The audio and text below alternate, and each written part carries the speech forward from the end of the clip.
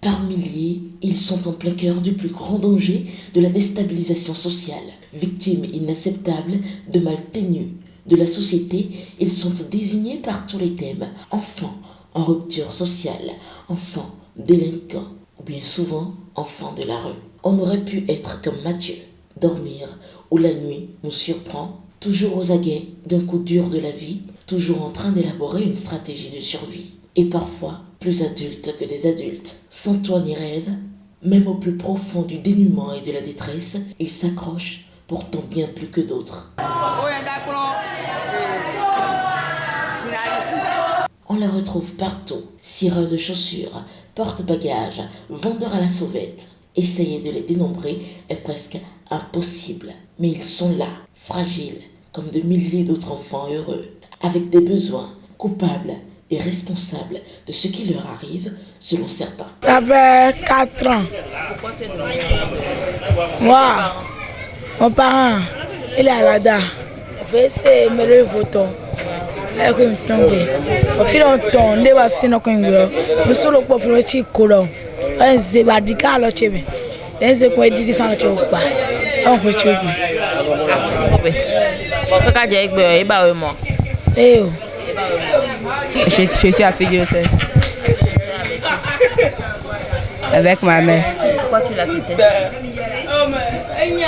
C'est moi-même qui a fait des pagailles, je l'ai quitté. À Blogon pour attendre enfants de rue. À son plan, on dit automatisation son plan. On automatisation son plan, on va y une automatisation son plan. On va le coup automatisation son plan. Pendant un an, on y va son. Il y a quoi sous ganté par semaine quoi. Ouais, boni des le gars quoi sous ganté par semaine non. Mais ganté ko elle est un point ganté temps. Kaka bon non molé non non ouvert molé bon ta ton akaba bien pas de maintenant.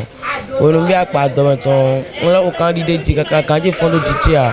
On no ko candidat dit kaka bon akpa agonu non. Il est le ganté quoi. Filé au même plein million. On doit bien toi pas boulot d'argent à boulot de ndo. Je suis une enfant de rue. Ouais. Comment est-ce que tu t'es retrouvé à la rue? À Blogon, je suis là. Et on doit se prendre, ouais. On doit se prendre, mais quand ils aiment dehors. Donc, j'ai déjà un bleu de premier. Nous nous quoi, et cela une là. Bon, on s'y entend. On peut bloquer à temps. Mais pour des ans, on a eu congé. Donc, des années pour des diamants de Ramadi, on single pour avoir coton. Pour avoir coton, on tout fait ya. Bon, non, ça c'est le bassin.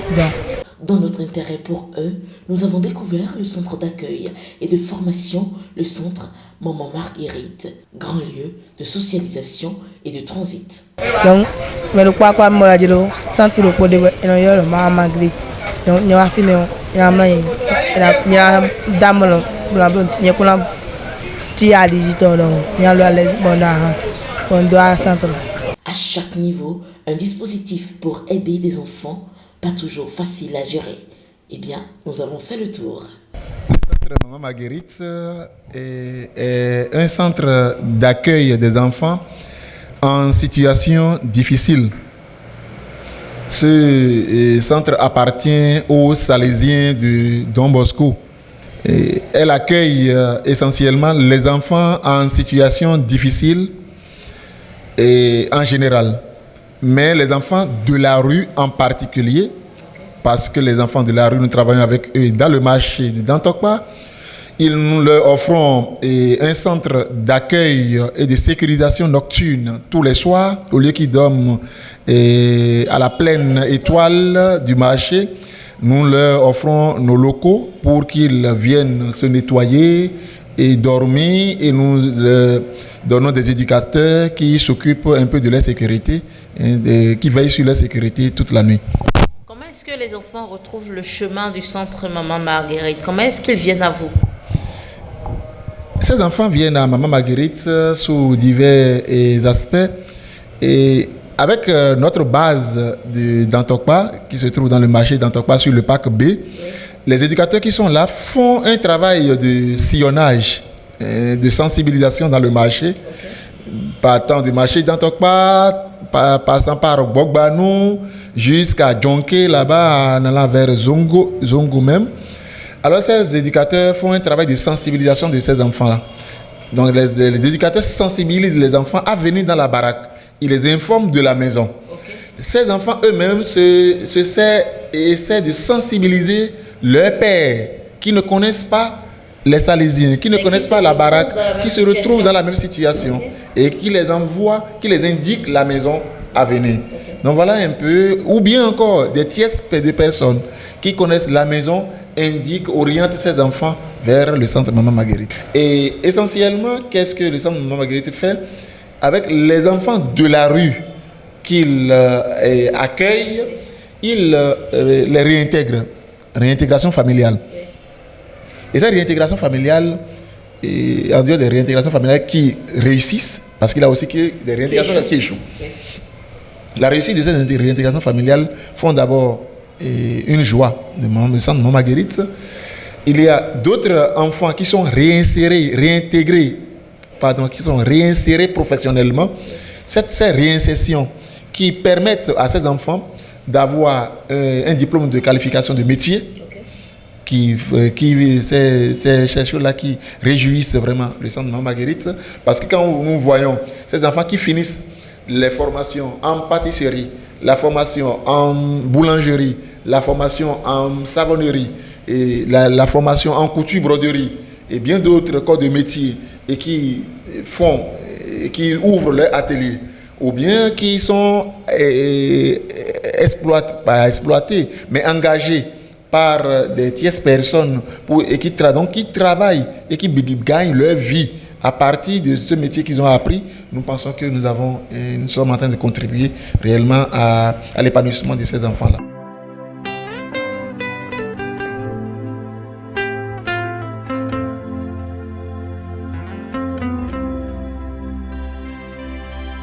J'ai vu les enfants pleurer parce qu'ils n'ont rien à manger. Au PCA, nous avons plusieurs types d'enfants. Qu'est-ce que vous appelez PCA? Le PCA se définit comme programme de cours accéléré. Et la plupart de ces enfants sont des enfants en situation de grande vulnérabilité. Des enfants placés, les apprentis, les enfants mineurs, apprentis, les travailleurs, les vidomingons, les enfants de rue, d'accord? Les enfants dont les parents n'ont pas les possibilités de les envoyer à l'école. Nous accueillons également les déscolarisés, c'est-à-dire les enfants qui ont laissé les classes pour diverses raisons sur plusieurs années et qui, d'abord, ont perdu le goût des études. D'accord? Nous accueillons ces enfants après des sensibilisations. D'accord? Nous accueillons également les enfants non scolarisés, mais qui ont déjà l'âge de 10 ans au moins. Oui, les enfants sont formés ici. On donne la formation qu'il faut aux enfants. Les enfants qu'on forme ici sont les enfants un peu entre griffes, en situation difficile, puisque le but des Salésiens, c'est de former les enfants en situation difficile. Les enfants de la rue, bon, même, je crois que c'est ça. C'est beaucoup de systèmes quand même. Et ceux qu'on forme ici, la majorité viennent de l'entourage du centre, sont dans les quartiers un peu environnants, c'est ça. Les difficultés sont énormes parce qu'ici, on a les garçons et les filles adolescents, ados, que nous sommes en train de former. Donc, pour tout patron qui va gérer les garçons et les filles ensemble, on sait qu'il y a beaucoup de difficultés. De tous les âges, ils sont aussi accusés de tous les maux. L'agent de police nous avoue qu'ils sont obligés de les embarquer pour les protéger ou parce qu'ils ont commis des infractions. À ceux qui les accusent de vol et de violence, ils rétorquent. Avec le temps, ils acceptent leurs conditions. Leur mental se forge. Ils savent qu'ils doivent avoir le courage. Quand tu sais que ta vie dépend de quelque chose, tu fais tout ton possible. Ces enfants, parfois, n'ont pas le choix. Et le centre Maman Marguerite a bien évidemment, pour tout ceci, un programme. Bon, il y a certains enfants qui sont très violents envers l'éducateur. L'enfant peut mal se réveiller. L'enfant peut être mal se réveiller à la maison vis-à-vis de son oncle ou bien ça peut être un enfant placé. Ça peut être un enfant de la rue récupéré et envoyé au PCA pour apprendre encore. Bon, vu les violences de la rue, l'enfant peut être violent envers son maître. L'enfant peut venir à l'école et commencer par dormir toute la journée. Comment prendre cet enfant? L'enfant peut insulter l'éducateur. Ça ne dépend pas de lui-même, ça dépend de l'éducation ou bien du milieu qu'il a grandi. C'est à toi-même maintenant de façonner l'enfant et de l'amener à comprendre la réalité de la vie. Ok. Quand les enfants viennent ici, nous organisons différentes activités. Bricolage, alphabétisation, et les jeux aussi, pour pouvoir attirer plus les enfants dans la baraque et gagner leur confiance, afin de faire leur intégration. Okay. Donc si je comprends bien, ici, c'est pas que c'est des cours qui sont donnés, mais c'est comme un programme de réinsertion. Oui, ici, ce n'est pas des cours, c'est un programme de réinsertion, comme vous l'avez dit, et de réintégration. Quelles sont généralement les difficultés que vous rencontrez avec cette cible d'enfants? Nous rencontrons plusieurs difficultés parce que nous travaillons avec des enfants qui sont... Nous travaillons avec des enfants qui sont vraiment mobiles parce que nous sommes dans un milieu ouvert. Nous sommes au cœur du marché, donc nos difficultés sont différentes. Parce que parfois on écoute des enfants et on fait des programmes avec eux pour pouvoir faire les enquêtes sociales et l'enfant décide de ne plus venir ou il vient. Et il y a aussi d'autres activités face aux enfants qui prennent des stupéfiants, des agressions entre eux et entre enfants, des enfants qui agressent des éducateurs ou sous le parc des enfants qui gâtent l'objet ou qui volent les usagers du parc. Et ces usagers viennent se plaindre à nous et ça constitue aussi des difficultés. Alors, en tant qu'assistante sociale, je suis chargée d'écouter les enfants, chargée de leur prise en charge psychosociale, tout ce qui concerne leur recherche familiale, ce qui concerne leur réinsertion professionnelle ainsi que familiale. C'est vrai, il y en a qui prennent aussi des stupéfiants. Donc du coup, c'est pas du tout facile de les gérer. Il faudrait... C'est pas facile quand même. En tant que femme, est-ce que vous n'êtes pas quand même un peu exposée dans ce... Non, en fait, en matière d'enfants de la rue, j'ai eu déjà travaillé auparavant avec ces cibles. Donc du coup, j'ai une idée des enfants de la rue.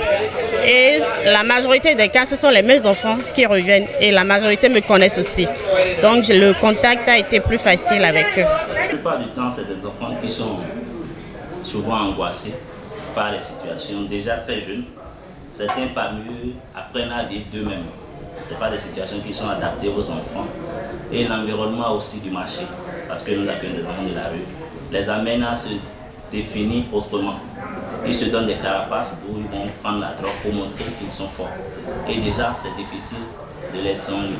Même quand on entreprend des thérapies, l'ambivalence est là.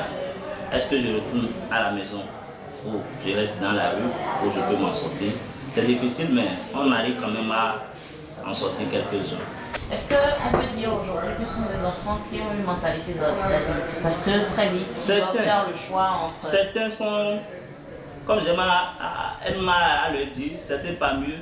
Quand j'avais le âge, j'étais encore biberon. Mais déjà, eux, ils sont carrément parents d'eux-mêmes.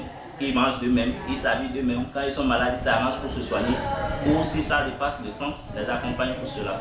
Déjà, je peux parler de parentification. Ce sont des parents et puis ça va. Ils ne se sentent plus enfants. Déjà, pour parler avec eux, tu les prends comme enfants. Le petit peut te démontrer de A à Z que tout ce que le papa peut lui donner à la maison, qu'il a déjà et pourquoi retourner à la maison. Et s'il doit trouver des motivations pour retourner, il faut vraiment insister sur l'importance de la famille pour que quelques-uns décident de rentrer à la maison. Et nous utilisons un système que nous avons gardé comme héritage de notre fondateur Don Bosco, qui s'appelle le système préventif. Ce système se base sur 3 éléments: la raison, la religion et la confiance. Cette raison qui permet aux jeunes de connaître ce qui est mal et ce qui est bien. Et cette raison qui l'aide normalement à identifier à tous les êtres qu'il est être, il est capable de faire le bien, d'avoir confiance, et l'affection qui permet de gagner la confiance de l'enfant et de l'aider à grandir. Le 3e élément qui est la religion, c'est de l'aider à être un bon croyant.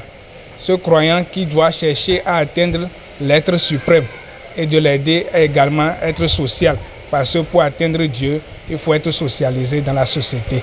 Et pour pouvoir mener à bien ce processus de socialisation, le responsable du centre explique qu'ils ont des besoins et appelle à l'aide. Et la question de suivi du centre Maman Marguerite. Le centre Maman Marguerite, qui est une structure caritative, est suivi à travers les projets, les donateurs, et c'est ça, et les dons d'une tierce personne. Et c'est de cette manière que le centre Maman Marguerite survit. S'il y a des bailleurs qui nous donnent des opportunités à qui on présente des projets sur la maison pour travailler avec les enfants, pour leur formation, ainsi de suite, ces bailleurs, et si ces projets attirent ces bailleurs, alors ils financent et on essaie de faire avec. Ou encore, s'il y a des donateurs qui sont mordus par le travail que nous faisons avec notre social, ce que nous faisons avec ces enfants, alors ils essaient aussi de contribuer matériellement pour encadrer ces enfants. Et nous avons besoin, bien évidemment, des ressources financières, et allant dans le sens des projets, des financements par des tierces personnes ou bien des bailleurs, ou encore des dons. Nous avons besoin aussi des personnes et de ressources. Nous avons besoin aussi des stagiaires. Et aussi, pourquoi pas, l'aide du gouvernement. Parce que nous sommes en train, dans le social, et que nous travaillons dans un pays donné, et que ce pays-là, on a bien sûr besoin de son soutien. Pour nous contacter, il faut appeler le 63 00 02 11 63 00 02 11 ou bien 64 43 75 88 64 43 75 88.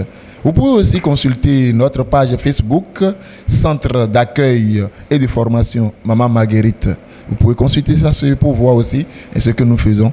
Voilà les 2 contacts qu'on peut utiliser. Pour ce qui concerne la situation géographique du centre Maman Marguerite, il se situe au carrefour bleu, blanc-bleu, à DJ.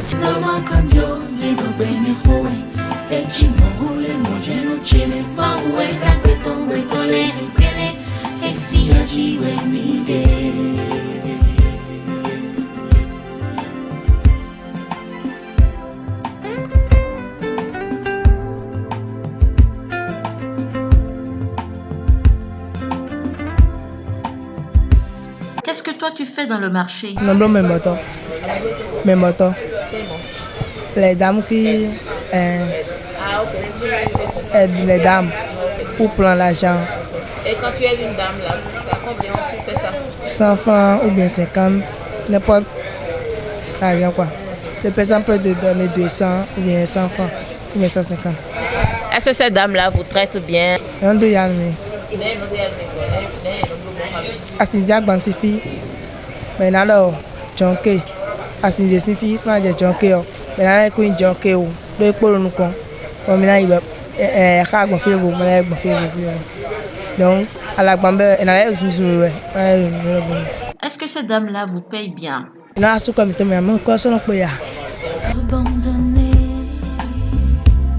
jeté sur un tas d'ordures. Des enfants déscolarisés dans une totale indifférence. Maman cambio, y no me joe. El chingo le noche no chele. Mawe tabeton retole pele. Et si agit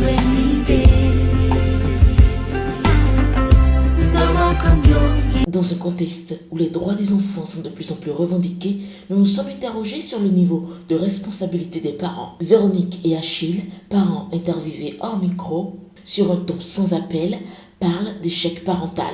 Mais pour une autre école plus modérée, à l'impossible, nul n'est tenu. Position que refute d'un revers de la main Alain Rouillon, consultant en éducation, pour qui, même s'il existe un âge sensible où tout pourrait échapper aux parents, ils doivent avoir les coups des franches contre vents et marées pour maintenir les enfants dans le foyer, nonobstant l'excuse de la misère.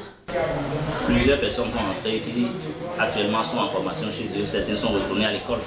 Mais nous, nous enregistrons aussi des échecs parce que l'ambiance à la maison, l'enfant retourne à la maison, l'environnement se dit ah, fille donc et les préjugés, comment on le voit, l'image qu'on a de lui ne l'arrange pas, il préfère retourner dans la rue où se retrouve avec les pères qui l'acceptent. Vraiment. En tant que psychologue, est-ce qu'il y a un mécanisme qui fait que, enfin, quel est le mécanisme qui aboutit à ça? Est-ce qu'un enfant issu de parents, donc je suppose désirés ou pas, se retrouve complètement à la rue, mais à la grande indifférence parfois de ses parents? Plusieurs raisons justifient le phénomène des enfants de la rue. D'abord, il y a la pauvreté. Il y a les conflits familiaux. Les parents sont séparés. La garde de l'enfant est disputée ou l'enfant est avec maman. Maman dit tu ne verras pas papa et vice versa.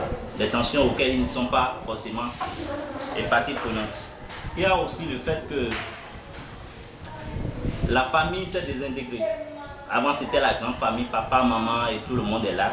Mais le papa décède, personne n'est prêt à assumer cette responsabilité-là. Mais l'enfant, à un moment ou autre, doit quand même se réaliser. Et ce désir de réalisation amène certains. Mais comment est-ce qu'un enfant ressent le besoin de se réaliser? Vous savez, nous avons des besoins à assumer. Physiologiques, besoins de sécurité. À la maison, papa n'est plus là. Manger, difficile. La sécurité n'y est plus. L'enfant sort pour aller quand même chercher ce dont il a besoin pour quand même se sentir à l'aise. C'est ça. Parce que quand nous ne satisfaisons pas nos besoins, qu'est-ce qu'on fait? On se trouve des moyens pour pouvoir, dans la mesure du possible, pallier à cela. C'est ça surtout qui amène les enfants à quitter. Bon, il y a aussi des violences de comportement quand même, des cas de vol et de peur d'être frappé. Il peut quitter, si on parle avec lui, il accepte parfois de retourner. Mais il y en a aussi dont les parents sont à l'aise. Les conditions sont réunies, mais pour des raisons spécifiques. Je peux dire un enfant qui se dit par exemple, on ne me regarde pas comme je le souhaite à la maison. Des capricieux en griffe. Et il sort pour dire je vais rester dans la rue où on me considère m'apprécier. Tu vois? Et même pour changer tout ça, c'est difficile parce que prendre en compte l'enfant et laisser la famille, la thérapie risque d'échouer. Maintenant, les parents ne sont pas souvent prêts à rentrer dans la thérapie parce qu'ils disent bon, sauf bizarre, mais déjà quand l'enfant rentre dans la rue, ça les arrange quelque part parce que ça fait une bouche de moins à nourrir. Et l'enfant revient et se dit bon, ça constituera forcément encore des charges supplémentaires. C'est pas souvent ça, mais on en trouve où le parent te dit de là où il est, je prie pour lui pour qu'il aille bien. Si l'enfant est un sujet de développement, il revient bien sûr à la société de modifier son regard et son approche sur cette catégorie. Pas de l'exclure plus qu'elle ne l'est déjà. Les acteurs, au nombre desquels on retrouve le centre d'accueil et de formation Maman Marguerite, avec un dispositif plus souple que celui étatique, devrait bénéficier plus que jamais de soutien afin que le phénomène, au fil des ans, perde de sa superbe et que l'intervention sociale aboutisse, à défaut du rétablissement des liens brisés, mais pour une réelle réinsertion dans la société. Dans une totale indifférence. Maman cambio, y no me joe. El chingo